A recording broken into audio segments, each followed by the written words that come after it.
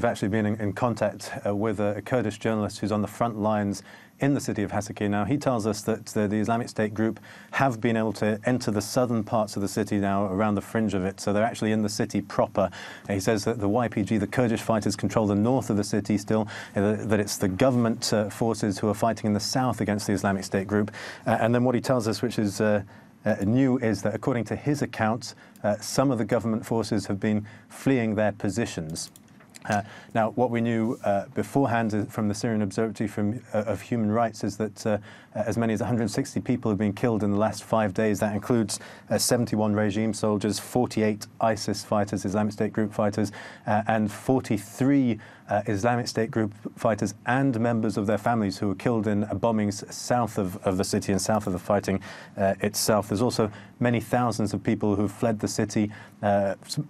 originally a lot of them displacing from the south to the north under the YPG-controlled areas, but also others leaving the entire area and moving north across the border into Turkey, where Syrian officials speaking anonymously have said that at least 3,000 people have crossed over into Turkey. But what's interesting is that even with this imminent threat of the Islamic State group on the doors of this city of Hasakeh,